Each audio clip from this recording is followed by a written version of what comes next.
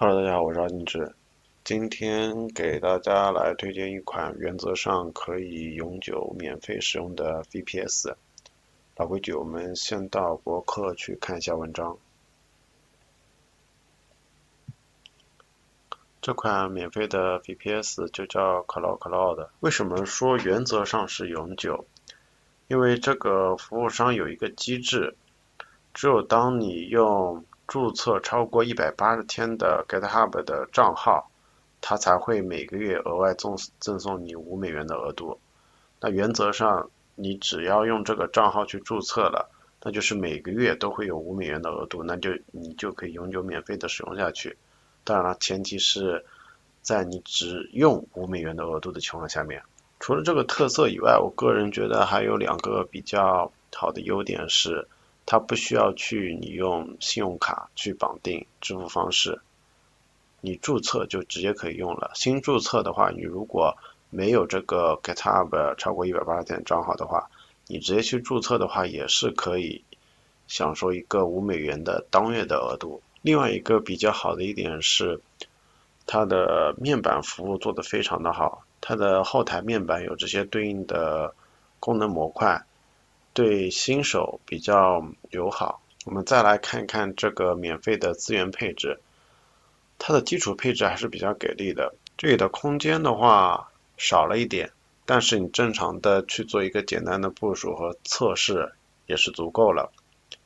然后我们这里来重点看一下这个流量，每个月只有10个 G。我觉得这里应该也是为了避免被滥用节点。是的，你没有听错，这个也是可以去搭建节点使用的，但是这里我不推荐。一个是流量实际确实很少，第二个我觉得难得又出一个免费的主机服务，希望大家还是尽量不要去滥用吧。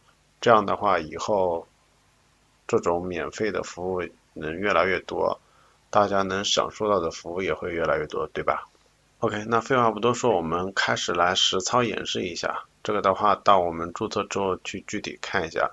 我们先点击这个注册链接去注册一下。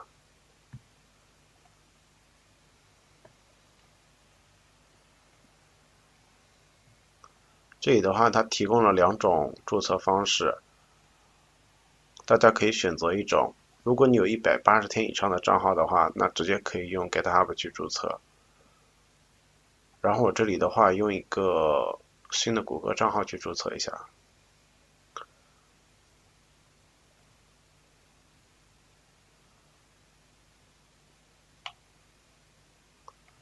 这里的话，我顺便再提一下，如果你当前的 GitHub 账号还没有180天，因为目前的话，官方并没有说明具体到什么时候会截止，那你可以先等你的 GitHub 账号到了180天之后，再用 GitHub 账号来注册，对吧？你可以先用其他的另外的谷歌邮箱啊之类的来注册试用一下。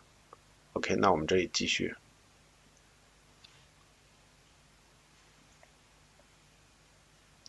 OK，这里的话需要你选择一个区域。这里的话，因为日本节点现在注册的人很多，我不太推荐用日本，所以大家可以用新加坡或者其他的美国之类的。我现在就选个美国这边的吧，应该用的人会比较少一点。这里的名称的话，大家随便自定一下就可以了。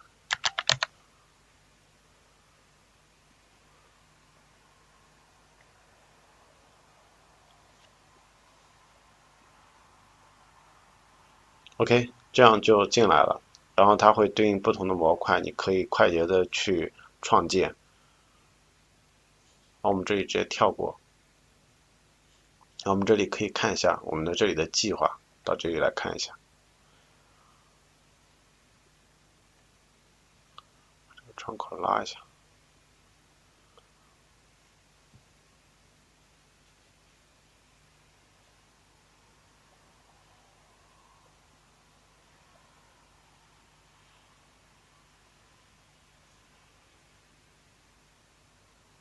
OK，看到我们这里是有$5的额度的，对吧？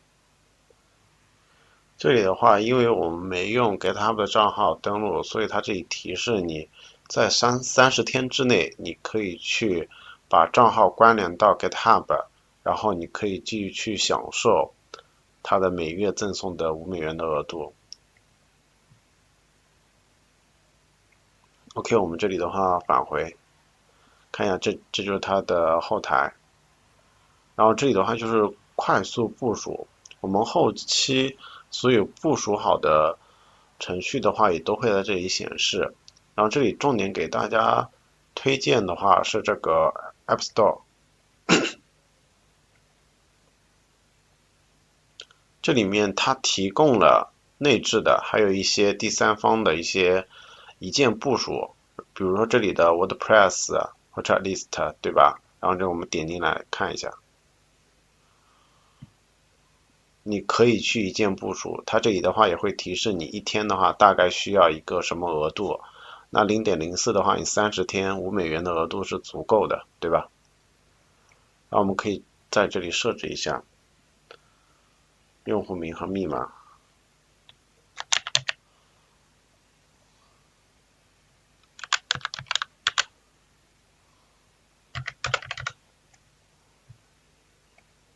我们部署一下。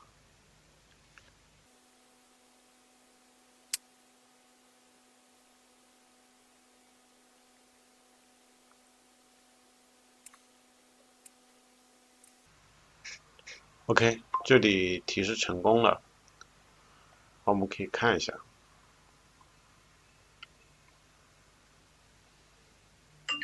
这里会有一个域名，我们可以直接通过这个来访问。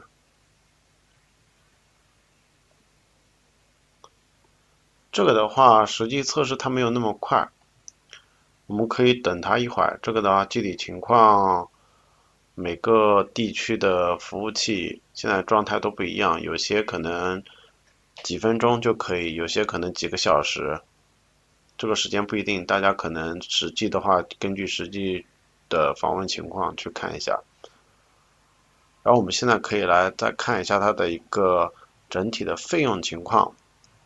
正常的话，如果你没用 GitHub 去注册的话，那可能就是首月$5的一个额度，用完就第二个月就没有了。如果你正常用180天以上的 GitHub 账号去注册，你每个月都会有$5的额度。另外的话，这个$5额度是可以和其他的叠加的，就如果你去升级计划，对吧？那计划可能每个月它有一个$5。那如果你是叠加了那个 GitHub 的话，那你可能就是每个月就可以$10。另外还有一种按需付费的情况，你不去订阅，你充值之后，如果超过了$5，它会按照你自动的去扣费。它这里的付费扣费方式还是比较灵活的，然后还可以叠加，这一点我觉得做的也是比较好的。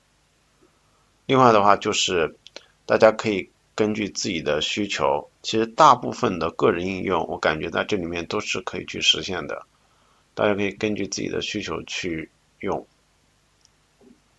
先把这个关一下，我们可以到这里来看一下，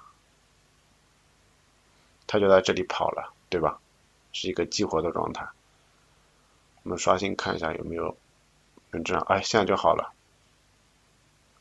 这个的话也还是挺快的，对吧？我们就能通过它的域名去访问了，是吧？如果大家要去设置的话，可以点进来，然后通过这个网络，然后在这里可以去变更它的，用我们自己的域名去访问，去解析。这个的话，后续的话看情况，如果有必要的话，再做一些单独的部署教程吧。OK，那今天的教程就到这里，大家可以赶紧去尝试一下。感谢大家观看，拜拜。